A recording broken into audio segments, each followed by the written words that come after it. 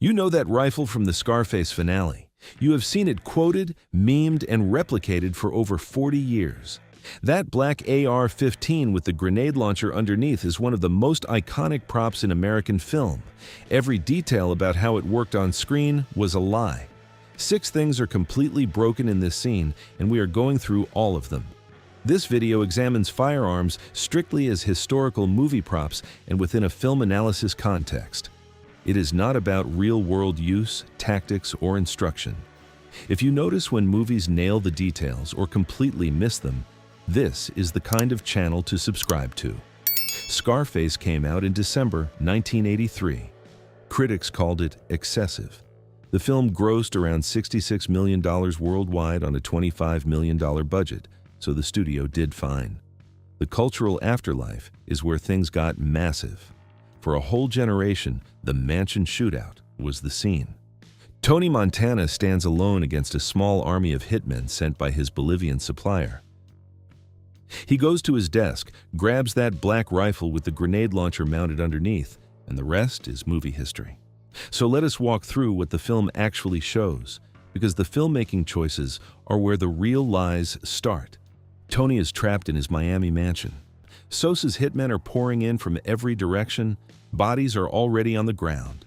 Tony, bleeding from multiple gunshot wounds with an implied bulletproof vest and cocaine in his system, staggers to his office gun case. He pulls out the rifle. 2 30-round magazines are taped together in what is called a jungle tape configuration. He chambers a round, steps out onto the landing, and fires a 40mm grenade straight through his own study door at assassins who are just feet away. The explosion rips the door apart and sends several attackers flying in a fireball. Then it really gets going. Tony fires long, sustained fully automatic bursts while screaming and laughing. He fires from the hip. He fires one-handed while moving. The film shows at least 2 magazine changes, yet the shooting feels completely continuous. The gun never overheats. It never climbs out of control. Every burst drops enemies like they are standing in a line waiting. The whole sequence only ends when a character known as the Skull sneaks up from behind with a sawed-off shotgun. Even then, Tony dies standing up and falls forward into the fountain below. One man with one rifle, becoming a god for 3 minutes. Recoil invisible, accuracy perfect, ammunition bottomless, and the grenade launcher working as a magic doorbuster at arm's length. The line became unavoidable. Rap lyrics picked it up immediately. Notorious B.I.G. referenced it. Modern trap tracks still reference it. Grand Theft Auto Vice City basically let players live the whole scene out themselves. You have seen it in TV shows, YouTube compilations, and political memes. If you have ever browsed airsoft catalogs or custom AR builds online, you have seen replicas modeled after it. They still sell today. In 2015, a non-firing version of the prop with the custom grenade launcher sold through Julian's auctions for over $54,000 to a private collector. That is real money for something that never fired a single live round. That alone tells you how deep this prop sank into American culture. And there is a reason it connected so hard. By 1983, the AR-15 platform was already becoming the most popular rifle design in civilian American hands. Semi-automatic versions were selling fast before the 1994 assault weapons ban even existed as a conversation. Tony Montana is a character with zero military training wielding hardware that American soldiers carried in Vietnam. If you grew up watching war footage on the evening news and then saw Desert Storm on CNN, the M16 was the American rifle. Scarface made it mythology. Before we get to the 6 lies, here is what the prop actually was, because the filmmaking behind it is almost as interesting as the myth itself. According to the Internet Movie Firearms database and behind-the-scenes accounts from prop master John Zemansky and weapons coordinator Mike Papak, the core rifle was a full auto-converted Colt AR-15. That is a civilian semi-automatic base modified to cycle blanks, dressed up to look like an M16A1 with the triangular handguard, the flash hider, and the forward assist. Oliver Stone's original screenplay called for an Uzi with some kind of rocket launcher attached. The production upgraded to the AR-15 and M203 combo purely for visual impact. The grenade launcher underneath was completely custom fabricated. It was a 39mm smoothbore fake, hand-built by Zemansky and a company called Special Effects Unlimited. Real M203 launchers were extremely difficult to source for film productions because they are classified as destructive devices under the EU National Firearms Act. So the team built their own from scratch with an oversized trigger guard, wider ribbing on the barrel, and the ability to fire blank shotgun shells for the smoke and thump effect on camera. 5 duplicate launchers were made during production. Here is a detail that changes the whole look of the scene. The original plan had been to use an actual M16A1, and they tried it early on. The problem was that the real rifle's cyclic rate made the muzzle flashes look too short and strobe-like on film. Switching to the tuned AR-15 gave those longer, more cinematic orange bursts that De Palma wanted. Director Brian De Palma and cinematographer John Alonzo specifically tuned the blank firing rate for the Aeroflex lenses they were shooting on. That is why every burst has those long orange fireballs that make the gun look more like a flamethrower than a rifle. It was engineered for spectacle frame by frame. A blank firing adapter is even visible in certain close-up shots if you look carefully. That same launcher prop later showed up in Predator in 1987, mounted on Arnold Schwarzenegger's rifle, and again in Heartbreak Ridge in 1986. After Scarface wrapped, the props were sold to Stembridge Gun Rentals, which was one of Hollywood's most legendary armories for decades. Now, here are the real-world specs of what this weapon would have been. The M16A1 fires 5.56 by 45mm NATO rounds, specifically M193 ball ammunition in the 1983 era.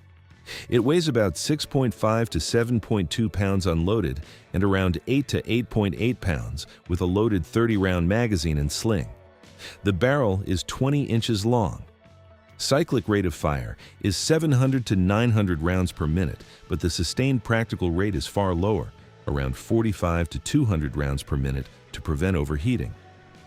Muzzle velocity sits at roughly 3,150 feet per second.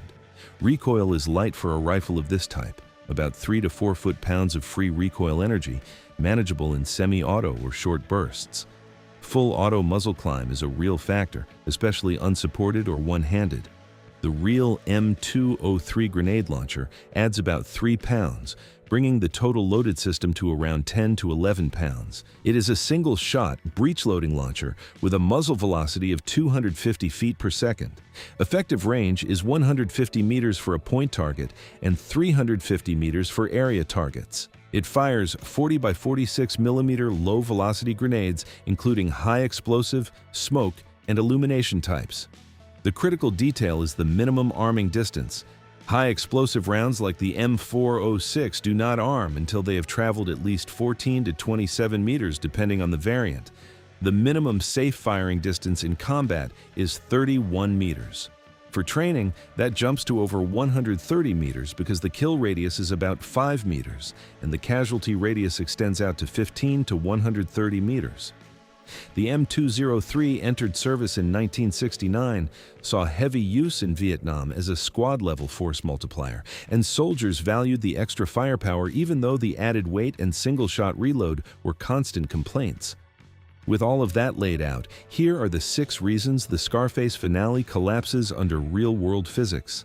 Every single one of these showed up in a detailed breakdown by firearms expert and former Special Operations soldier Patrick McNamara, who analyzed this exact scene for Insider and rated it a 1 out of 10 for realism. Number 6. The grenade would not have exploded. Tony fires the 40mm round from inside his office at targets who are literally feet away on the other side of a door. Real 40mm high explosive rounds require a minimum of 14 meters of flight to arm the fuse. At the distance shown in the film, under 10 feet, the round would have impacted like a heavy metal slug. It might have dented the door or injured someone through blunt force. There would have been 0 fireball. McNamara stated it would have just sheared right through without detonating, but the film needed that explosion to launch the entire sequence, and the lies only get bigger from here. Number 5. Recoil and control. Full auto 5.56 from an M16A1 produces noticeable muzzle rise. Tony hip fires and waves the weapon around like a garden hose, and every burst lands perfectly at indoor distances of 20 to 50 yards. In reality, after about 5 to 10 rounds in a single burst, the muzzle climbs significantly and follow-up rounds go into the ceiling. Sustained full auto fire without a bipod or a proper shooting stance is spray and pray. Add blood loss, physical trauma, and a 10-plus pound weapon system swinging around, and controlled fire becomes almost impossible after the first few seconds. Number 4. Ammunition and reloads. A 30-round magazine empties in roughly 2 seconds on full auto. The jungle taped double gives Tony about 60 rounds to start. The film implies well over 100 to 150 rounds, fired with only a couple of visible magazine swaps.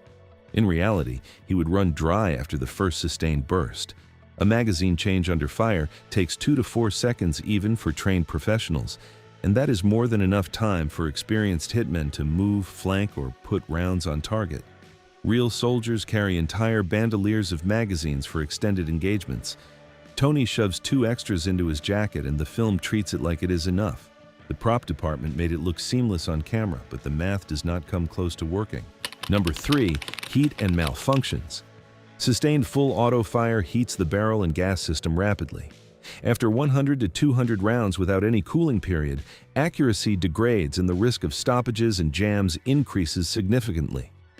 The Scarface prop was only cycling blanks, so none of this applied on set. Real 5.56 ammunition would have turned those plastic handguards into a melting mess. The physics of a hot barrel and a fouled gas tube do not bend for dramatic pacing. Number 2. Indoor ballistics and over-penetration. 5.56 NATO rounds are small caliber and high velocity. They punch through standard drywall and can penetrate multiple interior walls. In a mansion built with marble, glass, and stone, rounds would be ricocheting and fragmenting in unpredictable directions. Every person in that building would be in danger from over-penetration and fragmentation. The noise factor is also enormous. An unsuppressed M16 firing indoors produces over 170 decibels, which is immediate, permanent hearing damage. The grenade detonation, had it somehow gone off, would have concussed Tony himself in that enclosed hallway. The film treats the mansion interior like an open battlefield, but the physics of an enclosed space change everything about how those rounds in that blast would behave. And number 1, the superhuman endurance. Tony absorbs dozens of gunshot hits throughout the sequence and keeps standing, keeps firing, keeps screaming.